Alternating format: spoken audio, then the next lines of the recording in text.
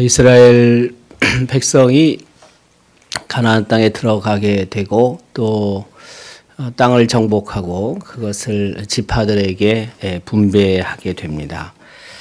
모든 땅을 다 정복한 건 아니지만 그러나 그 길갈에 있다가 이제 실로로 왔고 또 실로에 모여 있고 뭐 더 이상 계속 함께 모여 있을 수는 없으니까 거의 뭐 이제 땅을 다 정복했기 때문에 이제 분배하게 됩니다.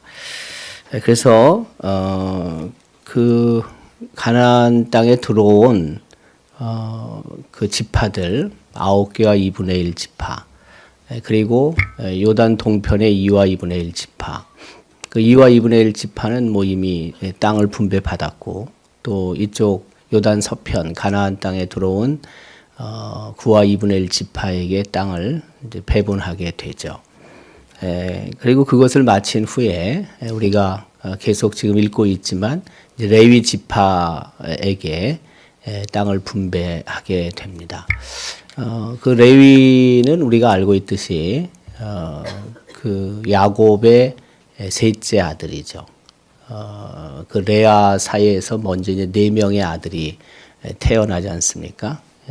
그 루벤, 시므온, 레위 그리고 이제 유다가 태어나게 되거든요. 그래서 이제 레위 지파에 땅을 분배하는데 또 레위에게는 3 아들이 있었습니다. 우리가 이미 알고 있지만 원래 우리가 오늘 본문은 27절부터 45절까지 말씀인데 읽은 것은 41절부터 끝절 45절까지 읽었습니다. 근데 그 레위 지파에 3 아들이 있었죠. 게르손 그리고 그핫 뭐 혹은 고핫이라고도 발음하는데 그리고 이제 무라리 요 3 아들이 있었는데 앞에 내용을 보면은 이제 그핫 고핫 자손에게 먼저 그 성읍과 목초지를 주게 되고 그런데 27절부터는 게르손 자손에게 그 성읍을 주게 되고 그리고 34절에는 이제 마지막 막내인 무라리 자손에게 땅을 특별히 성읍을 이제 분배하게 됩니다. 원래 그 게르손이 장남인데 이제 게르손에게 먼저 주지를 않고 레위의 둘째 아들인 그핫 자손에게 먼저 땅을 배분합니다. 이유는 이제 그핫 자손 쪽에 아론, 모세가 있었죠. 그래서 차남 쪽에 먼저 땅을 분배하고 그다음에 장남에게 분배하고 그리고 막내에게 땅을 분배합니다. 성읍을 주는 거죠. 네.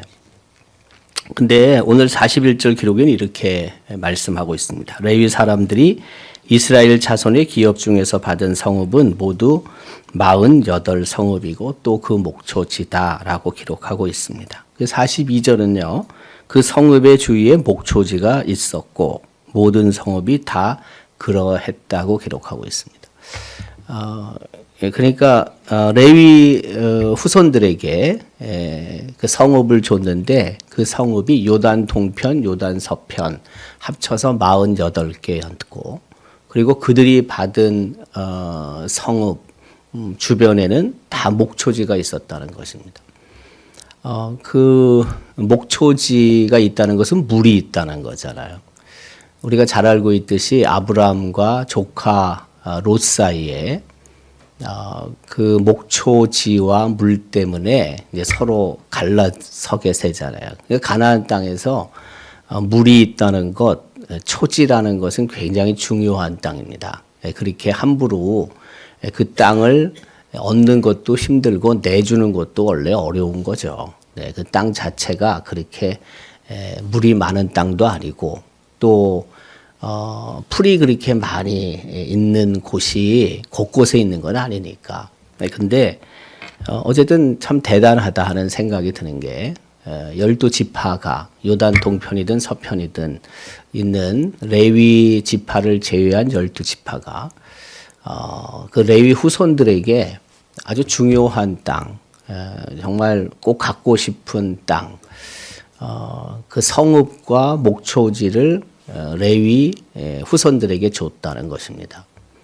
뭐 그것도 성경 기록에 의하면 어쨌든 뭐 불평하고 원망하는 내용은 없습니다. 속으로는 뭐 그런 게 있었는지 모르지만 그러나 불평하거나 원망하는 것 없이 하나님의 명령, 하나님 말씀대로 이제 분배하게 되죠. 그래서 이제 그것을 다 받게 됩니다. 그리고 그 48개 성읍에는 우리가 알고 있듯이 6개의 이제 도피성이 있었습니다.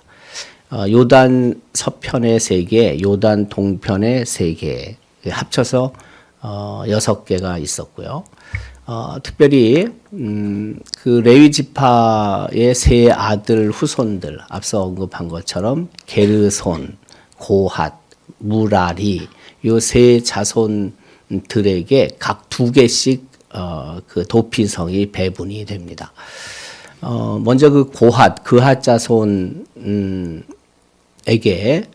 2개가 배분되는데 그것은 이제 요단 서편 가나안 땅에 그 아주 중요한 성읍이죠. 헤브론, 그 남부 쪽에 있는데, 그리고 이제 중앙 지역에 그 세겜이 있고요.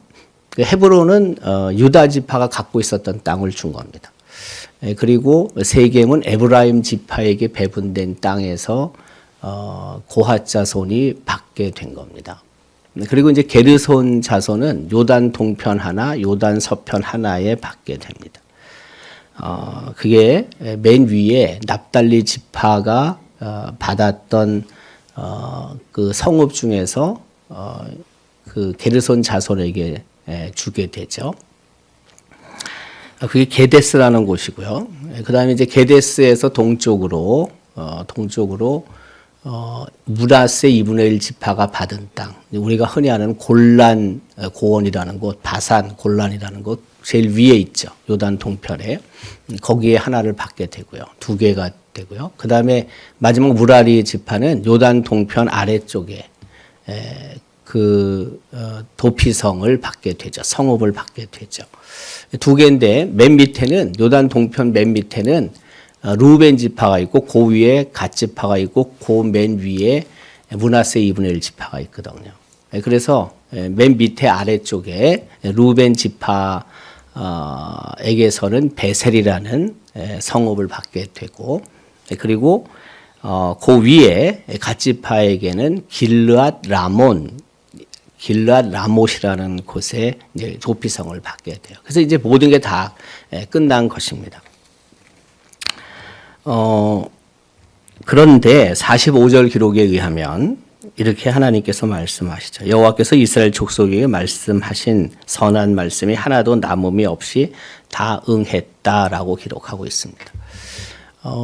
그 아브라함에게나 또 이삭에게나 야곱에게나 모세에게나 또 여호수아에게 하나님께서 가나안 땅에 대한 비전을 주셨고 또 약속을 하셨죠. 이제 그게 다 이루어졌다는 것입니다. 가나안 땅을 하나님께서 족장들에게 언약과 약속으로 주신 그 모든 말씀들이 이제 성취되었다고 오늘 본문 마지막 절 45절은 기록하고 있는 거죠. 하나님의 말씀은 하나님께서 하신 말씀은 약속은 이루어지지 않는 것이 없다는 걸 우리가 알죠. 왜? 하나님은 전지하신 분이시고 모든 것을 알고 계시는 분이시고 전능하신 분이잖아요. 모든 걸 할 수 있으신 분이잖아요.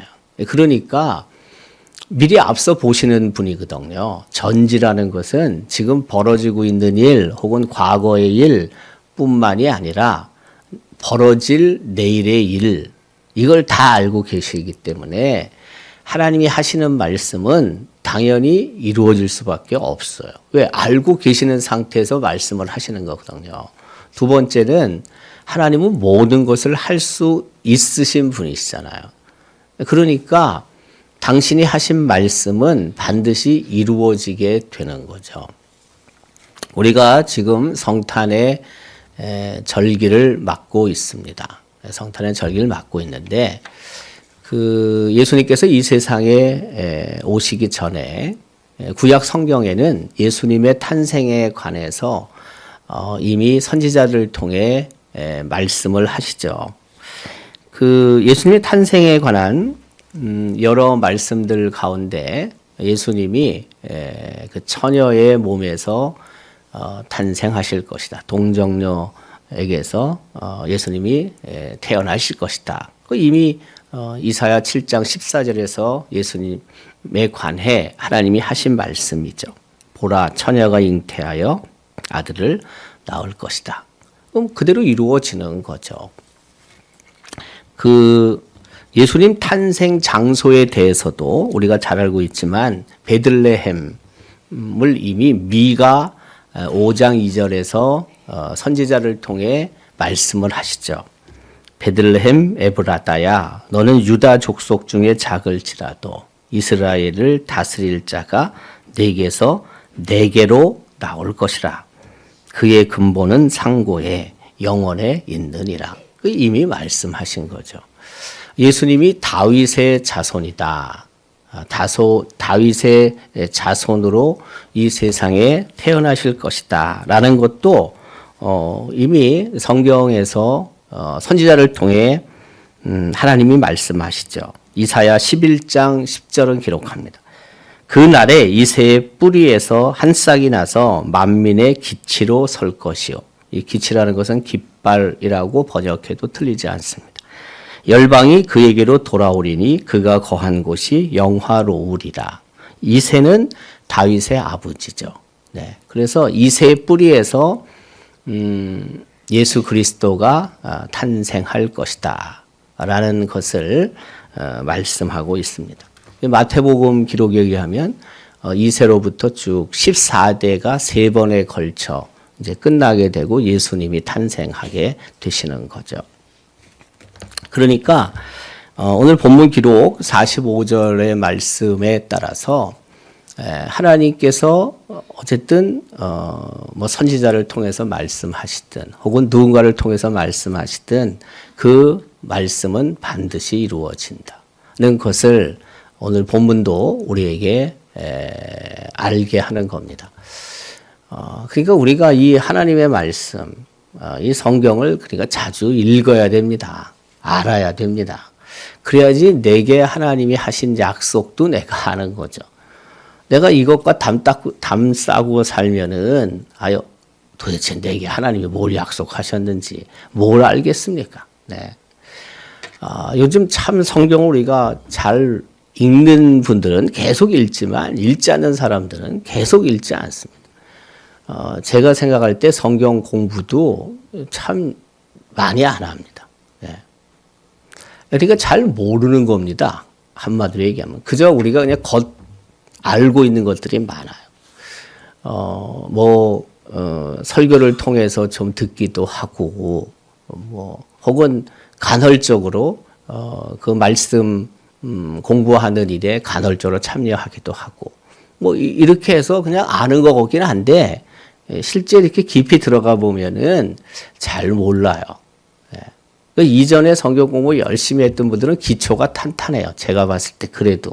근데, 그렇게 본격적으로 성경을 집중적으로 읽지 않거나 혹은 성경을 공부하지 않았을 때는 이 기초가 아주 허약하다고요. 잘 모른다고요. 네. 이게 사실은 이제 교회를 허약하게 만드는 거죠. 내 신앙도 약하게 할 뿐만이 아니라 그 구성원들이 교회 안에 있잖아요. 교회 안에 있는 구성원들이 성도들이 하나님의 말씀을 잘 알고 그 판단할 수 있는 능력이 어떤 사건이나 누군가의 이야기를 들었을 때 잘 판단할 수 있는 정확하게 판단할 수 있는 실력이 있으면은 그럼 이단이나 사이비가 이런 말 저런 말 해도 그걸 내가 분별할 수 있기 때문에 저거 틀렸는데 저거 말이 안 되는데 혹은 당장은 내가 판단이 안 돼도 좀 이상하면 그 성경을 읽든지 찾아보든지 해서 저게 틀렸는데 혹은 물어보든지 해서 이제 분별할 수 있는데 영 그 부분이 잘 안 되니까 그냥 이렇게 얘기하면 이게 맞는 것 같고 저렇게 얘기하면 저게 맞는 것 같이 생각이 돼서 쉽게 넘어가는 거거든요. 저는 생각할 때 이단과 사이비가 횡행하는 이유 중에 하나가 뭐냐 하면 물론 기성 교회에 그런 잘못도 분명히 있겠죠. 네, 있겠지만은 더 중요한 건 뭐냐 하면 교회 안에 머물고 있는 성도들이 말씀에 대한 실력이 없어요. 네. 점점 더 없어져요. 점점 더 제가 봤을 때는. 네. 그러니까 이 판단할 수 있는 것이 굉장히 약하거든요. 그 이단이 뭐 이렇게 한번 쓱 얘기를 하면 다시 말해서 내가 잘 듣지 못한 이야기라든지 뭐 그런 것들을 쓱 얘기를 했을 때 이제 그게 좀 신선하게 보이는 거예요. 그리고 또 새롭게 보여요. 예. 그러다 보니까 쉽게 그쪽에 발을 디디는 거예요. 이전에도 이단이 없었지는 않았어요. 당연히 있어요. 이단도 없는 게 아니에요. 네. 뭐 6.25 지나서 여기에도 우리 안동에도 뭐 천부교가 들어오고 뭐 여러 개 들어왔죠. 박태선 뭐 여러 개 어른들 우리 목사님이나 여러분들이 이제 그런 것들을 잘 대응하고 막아내셨죠. 근데 제가 볼 때는 그것도 있지만 더 중요한 것은 그 말씀 공부 이 부분이 굉장히 잘 돼 있었다는 것입니다. 그 1910년 혹은 20년, 30년대 이 땅에 이제 사경회의 열풍이 있었잖아요. 사경회. 사경회라는 것은 뭐 우리는 요즘은 뭐 그것을 뭐 부흥회 같이 생각하지만 부흥회의 요소가 없는 건 아니에요. 사경회가. 하지만은 그 20년대 뭐 10년대도 있었어요. 10년대, 20년대, 30년대 있었던 사경회는요. 그 개교회가 개최하는 사경회도 있고 우리 경한노회가 주관해서 하는 사경회도 있고 여전도회에서 사경회를 주관하기도 하고 다양했어요. 사경회가. 근데 그 사경회 안에는 예전에는요. 성경만 공부한 게 아니에요. 가장 중요한 건 물론 성경 공부예요. 근데 그 당시에 상식에 관한 것도 많이 가르쳤어요. 상식. 왜 그 당시만 하더라도 우리나라 사람들이 100년여 전만 하더라도 뭐 학교 가서 그렇게 배운 사람이 얼마나 있겠습니까? 어른들 중에. 네, 많지 않죠. 근데 그렇기 때문에 사경회를 이용해서 뭐 역사도 가르치고 말이에요. 뭐 위생 같은 것도 가르치고 뭐 그 밖에 많은 걸 가르쳤거든요. 대개 우리가 생각하는 이 부흥 회는요. 일종의 그런 집회는 저녁 시간만 있었어요. 저녁 시간. 아침부터 모이거든요. 그래서 뭐 여러분 우리 교회에서 모였다 할지라도 생각해 보세요. 이게 37년도에 오래됐잖아요. 90년이 되잖아요. 네, 오래됐는데 이게 37년 전에는 우리 교회가 옆에 기념관에 예배당이 있었잖아요. 거기서 모이는 거예요. 근데 무슨 숙소가 있습니까? 무슨 뭐 여관이 뭐 그렇게 들어가서 잘 수 있습니까? 다 그냥 친척 집에 들어가 자든지 혹은 교회에 그 뭐 예배당에서 자든지 하는 거죠. 그러면 어디서 뭐 또 사 먹을 수 있는 식당이 뭐 그렇게 있습니까? 그때 생각해 보십시오. 그래서 자기 다 밥 해 먹을 거 쌀 가져오고 이래갖고 밥 해 먹으면서 3박 4일, 5박 6일 막 이렇게 있었던 거거든요.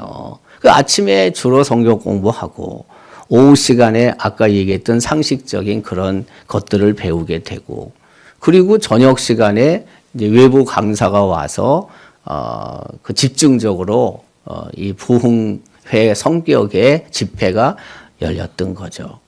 그러니까 사경회를 통해서 많은 것들을 배우게 된 거예요. 정말 많은 것들을 배우게 되는 거예요. 무슨 뭐 경한 주일학교 대회 뭐 이런 것도 열렸거든요.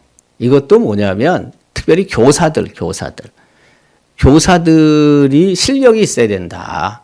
학생들을 가르치고 장년 세대를 가르치기 위해선 실력이 있어야 된다. 그때 말하는 주일학교는 우리 말하는 유년주일학교만 말하는 게 아니고 장년 세대 다 포함해서 말하는 거예요. 주일학교가. 굳이 구분하자면 유년주일학교 이러면 이제 애들을 얘기를 하는 거죠. 그러나 주일학교라고 말할 때는 전체가 다 포함된 거예요. 원래 우리 지금 총회에서도 교회학교다 했을 때 교회학교가 아동부만 얘기하는 게 아니에요. 아동부, 청소년부, 장년부가 다 포함된 교회학교의 원래가. 근데 우리가 생각할 때는 그냥 교회학교 하면은 애들만 자꾸 생각한다고요. 원래 시스템이 그게 아니에요. 전체가 다 포함된 거예요. 구분하자면 그런 거예요. 구분하자면 뭐 아동부다, 뭐 중고등부다, 뭐 혹은 위에 장년 세대다 이렇게 구분을 하는 거죠. 그때도 마찬가지인 거예요. 그때 모인 숫자가 연인은 1000명을 훨씬 넘어서는 거죠. 예, 1000명. 그러니까 배우는 거예요. 그 배우는데 성경만 배우는 게 아니에요. 그 당시에 사회생활하면서 일상에서 필요한 내용들을 가르쳤거든요. 이 사경회라는 게. 네. 사경회 할 때 그 사자는 조사하다. 경은 책경, 성경을 조사하는 거예요. 성경을 열심히 공부한다는 뜻이에요. 근데 어쨌든 가장 중요한 건 성경이에요. 성경을 열심히 공부한 거예요. 그래서 실력이 굉장히 탄탄했어요. 예. 1910년 좀 지나서 20년대부터 우리 지금도 있지만은 성경 통신 과정 있었어요. 성경 통신 과정이 옛날에도 있었어요. 네. 그런데 이 성경 통신 과정 같은 경우에도 예를 들면 요한복음을 공부한다 하면은 그 문제가 굉장히 깊게 들어가 있었어요. 네. 그래서 요한복음을 수없이 읽어야 됐어요. 답을 쓰고 답을 보내고 또 답을 점검하고 채점하고 이러니 여러분 읽고 답 쓰고 읽고 답 쓰고 또 그 부분에서 설명을 듣고 이게 보통입니까 여러분? 네. 대단한 거죠. 네. 그래서 요즘 워낙 바쁘잖아요. 다들 바빠요. 네, 바쁘고 지쳐 있는데 이 성경 공부도 제가 가만 보니까 이게 예전 방식에서 좀 벗어나서 예전이라는 것은 지금부터 우리가 제 생각에 한 10년, 20년, 30년 쭉 해오던 우리가 클래스룸에서 모여가지고 하는 성경 공부 있잖아요. 이것도 필요하긴 한데 너무 참여를 안 해. 제가 봤을 때. 그래서 100년 전에 성경 통신 과정으로 다시 돌아갈 필요도 있어. 제가 봤을 때. 이거는 여러분 그냥 모일 필요가 없는 거예요. 그냥 가끔 우리가 한번 모여서 점검하고 하면은 또 그것도 좋을 수 있어요. 이것도 해볼 만하구나. 내년에 우리가 그 성경 공부를 좀 집중적으로 좀 더 해볼 생각이 있는데 그거와 병행해서 성경 통신 과정 이것도 다시 한번 해볼 필요가 있겠구나. 총회에서 하는 게 있어요. 네, 해볼 필요가 있어요. 네. 왜? 자기가 이제 편리한 시간에 나름대로 하면 되니까. 그래서 우리가 요새 온라인으로 다 모이기도 하고 온라인으로 회의도 하고 온라인으로 성경 공부도 할 수 있는 거죠. 더 잘할 수 있는 거지 오히려. 그 시대가 맞는 성경 공부가 필요한 거예요. 어쨌든 중요한 건 뭐냐면 내가 뭘 성경을 읽고 성경을 통해서 하나님이 내게 하실 말씀을 듣고 그걸 약속을 하고 붙잡고 그 약속이 이루어지는 것을 내가 기대하고 기도하며 살아야지. 그 말씀이 이루어지는지 알 거 아닙니까? 근데 이 부분이 너무 안 되고 있단 말이에요.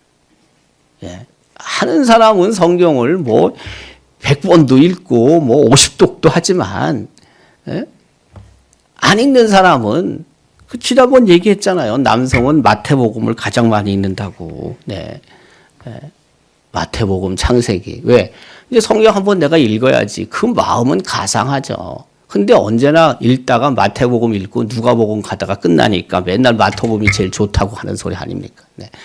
창세기부터 시작을 한번 해보자 해가지고 창세기 열어서 창세기 읽다가 창세기 출애굽기는 그래도 스토리가 있으니까 좀 좋은데 창세기 출애굽기 레위기 가면 맨 뭐 제사만 나오니 이거 뭐 재미가 있어요. 뭐가 이해도 안 되니까 거기서 또 끊어지는 거지 뭐 또. 네. 성경도 좀 더 많이 읽어야 되고 성경도 좀 더 많이 묵상해야 되고 성경도 좀 더 많이 적용하며 살아야 되는 거죠. 그래야지 오늘 본문에 있는 말씀처럼 하나님의 말씀이 하나도 남음이 없이 다 응했다라는 것을 내가 알고 그 말씀의 능력을 확신하며 살 수 있는 거잖아요. 오늘 이 본문은 바로 그것을 다시 한번 우리에게 확인시켜 주는 거예요. 네. 하나님의 말씀은 반드시 이루어진다. 따라서 우리는 그 하나님의 말씀을 들어야 하고 그 들은 말씀 중에 하나님의 약속을 확신해야 하고 그 확신을 붙잡고 살아가서 결국에는 말씀의 능력이 임하는 그런 삶을 살아야 한다라는 것을 오늘 본문이 우리에게 분명하게 말하고 있는 거죠. 그 43절, 44절에는 그렇죠, 네. 하나님께서 43절에 족장들에게 또 혹은 조상들에게 주신 약속의 말씀이 있었다. 가나안 땅을 이제 차지하게 되고 거주하게 됐다. 이루어졌다라는 것이고 44절에는 하나님께서 이스라엘 백성에게 안식을 주셨다. 안식을 주셨다. 평안을 주셨다라는 뜻이고요. 그런데 하반절 보면 그들의 모든 원수 중에 그렇죠? 네, 그들과 맞선 자가 하나도 없었으니 이는 여호와께서 그들의 모든 원수들을 그들의 손에 넘겨 주셨음이니라고 기록해요. 무슨 말이냐면 아직 대적이 있어요. 앞서 언급한 것처럼 다 점령한 게 아니라고요. 그럼에도 불구하고 하나님은 그 땅에 안식을 주셨어요. 평안을 주셨다고요. 이유는 하나님께서 그 대적들을 이스라엘의 손에 넘겨주셔서 그들이 이스라엘과 싸울 수 있는 싸우고자 하는 마음을 없게 하신 거예요. 그러니까 두려워하는 거죠. 이스라엘 백성을. 그러니까 그 이스라엘 땅에 가나안 땅에 안식이 임한 거예요. 평안이 임한 거예요. 여러분 내 주변에 있는 사람들을 두려워하고 언제 나를 공격할지 모르고 또 언제 전쟁이 일어날지 모른다는 생각이 계속 있으면은 마음이 얼마나 두렵습니까? 불안합니까? 근데 주변에 있어요, 대적이. 그렇지만 하나님께서는 그들이 이스라엘을 두려워하게 하셔서 뭐 공격한다든지 이런 부분들이 설령 있어도 그냥 이스라엘이 다 해결할 수 있으니까 이들이 편안하게 사는 거예요. 안식을 누리며 사는 거예요. 우리의 삶도 마찬가지죠. 네, 올해도 이제 다 지나가지만은 이 문제 하나 해결하면 또 저 문제가 터지고 저 문제 하나 해결하면 또 새로운 문제가 나타나고 뭐 다 그게 삶이죠. 뭐 예. 여러분 뭐 살면서 그런 게 없습니까? 지금까지 다 헤쳐나온 거지.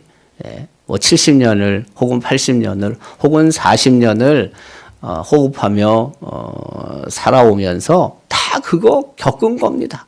네. 하나하나 그 문제가 해결이 되었고 그때 하나님께서 개입하셨고 도와주셨고 그래서 오늘의 이런 겁니다. 그럼 뭐 호흡이 멈추는 순간까지 또 새로운 문제가 없겠습니까? 왜 없겠습니까? 다 있는 거지. 이 문제 또 끝나면 저 문제가 또 새롭게 또 나타나는 거지. 그러나 그 문제 때문에 우리가 불안해하고 염려하지 말고 하나님께서 역시 지금까지 해결해 주셨듯이 또 그 문제도 해결해 주신다.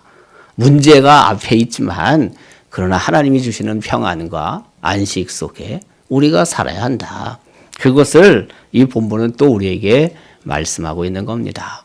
올해 이제 10여일, 정말 뭐 오늘이 20일이니까 11일 남았습니다. 정말 모든 것들이 잘 정리가 되고 마무리되고 새해를 우리가 맞기를 희망하지만 그러나 여전히 현안을 가지고 문제를 가지고 내년으로 넘어갈 수도 있습니다. 네, 그래도 뭐 염려할 거 없습니다. 네, 그런 게 한두 번입니까? 네, 계속 그렇게 온 건데 다 끝나고 다 깨끗이 정리가 설령 되지 않고 새해를 맞아도 여전히 하나님께서 그 일에 앞장서실 것이고 또 하나님께서 해결해 주실 것을 확신하며 하루하루 신실한 하나님을 바라보고 올해를 어쨌든 보내고 또 날마다 하나님의 말씀을 붙잡고 말씀이 성취되는 것을 확인하며 그 하나님 앞에 감사하며 살아가는 우리 온 성도들의 삶이 될 수 있기를 주님의 이름으로 기원합니다.